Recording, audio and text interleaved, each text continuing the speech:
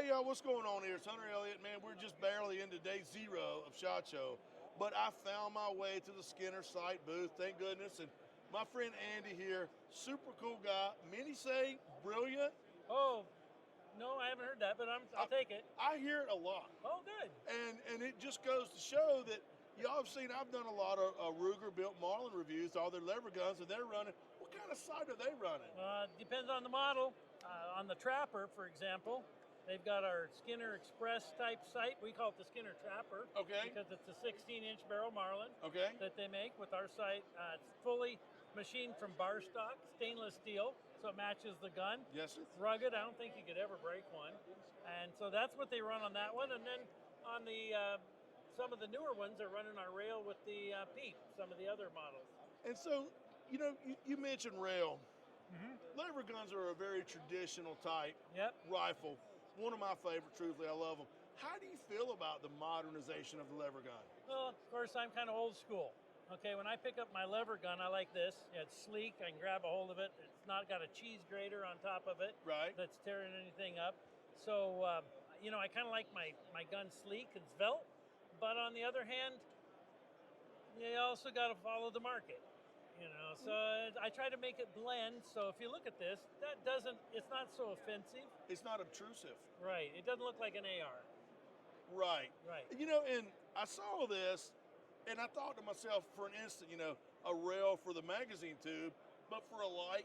But if you were out hog hunting or pig hunting or something at night, it would just make good sense to have some illumination there on your rifle, we live in bear country. Okay. Okay, we got bears all over us. Grizzly in our yard, literally in our yard. Wow, okay. Yeah, black bears. And what's really nice about that is you go out at night to check something, that drops on, snaps into place, and now you've got a light with a laser.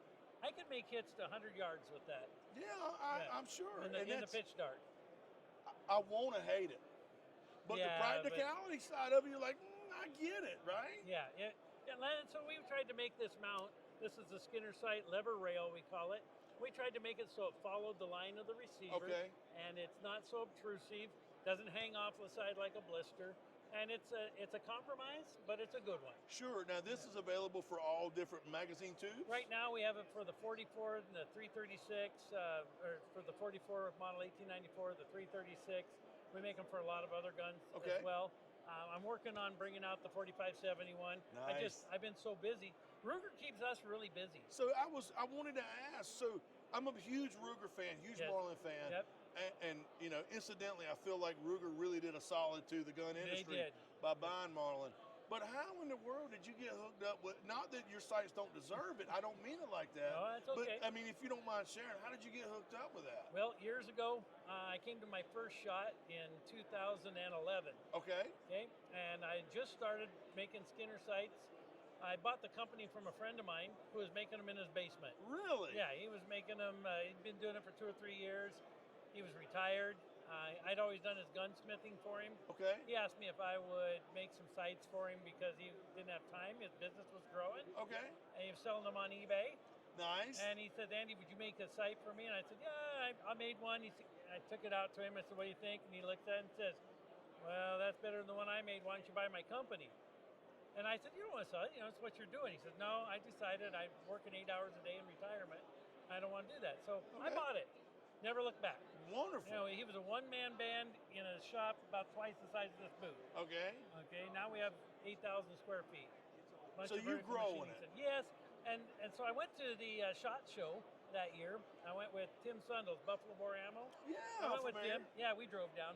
And while we were there, I hunted the Ruger booth. Not the Ruger booth, the Marlin booth. Then it was Remington. Yeah. In 2010, it was Remington. And I went by and I met a guy named Eric Lundgren. And Eric and I became fast friends. I love Eric Lundgren. Isn't he awesome? Oh, he's awesome. He's a smart guy. He damn sure is. I would agree with that. You'll find out, the more you spend time around him, you'll find out he's very eclectic. And he can build anything. He's amazing.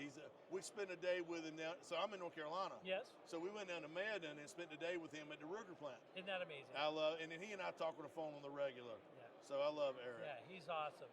So Eric and I became friends, kind of, and he knew about our sites already from a site called marlinowners.com. Okay. We used to be on there. Yeah, We still are. We still are present there. But we talked, and so when it came time for a high-end limited edition they asked us to put our black gold sight on there. So we started making this for them. And we made, several thousand of these. Oh, wow. Something kind of flashy, a little higher grade. We did a Rocky Mountain Elk Foundation limited edition. We did one for Lipsies. We did a couple others. So we started with this, and then when it came time for them to do the Trapper, Remington made the Trapper before Ruger purchased them. Yes, sir. And let me just say this. When Remington went under, Ruger was the most prolific part of what Remington was doing at that time. And a lot of that's due to Eric's leadership. Wow. So what a compliment. When you look at it, Ruger spent $30 million or whatever for the Marlin product. The whole Remington side of it sold for $18 million. That tells you right now the value that Ruger saw in the Marlin product. Absolutely. Anyway, so they were already making this gun. I designed a bulletproof sight for them. It's made of 303 stainless bar stock. We put our Bear Buster front sight on it, which won't rip, unravel, or come apart at the seams no matter what you throw at it. And so we made this for that first Trapper, and that got us really ingrained with Marlin. I'm glad, because they needed somebody to come in to build some good solid sights. And I mean, Skinner Sights are pretty synonymous with indestructible sights. We're hearing that, and that's part of our claim to fame. As it should be. Yeah, a lifetime warranty. I've seen 5 broken sights in 14 years. That's a hell of a record, ain't it? One of them exited the window of a pickup going 70 miles an hour down an interstate. Well, that makes sense. It didn't. It didn't break. It grounded off. It was the gun didn't look too good either. Well, I bet not. Now, I always tell people if you've broken our sight, your guns are going to look worse. You're doing something wrong. So that's what we're trying to do. Well, I know you're busy, man, so I'm not going to take up a lot of your time, but I wanted to stop by and, show off some of these really fancy lever guns and just cool take a few minutes with you. You do. I'm going to lay this right here. Hunter, I appreciate you coming by and seeing us in the booth. Absolutely, man. Remember, our mission is saving the world one gun sight at a time. I love it. All right. Awesome. Thank you, Thanks brother. for coming in. Yes, sir.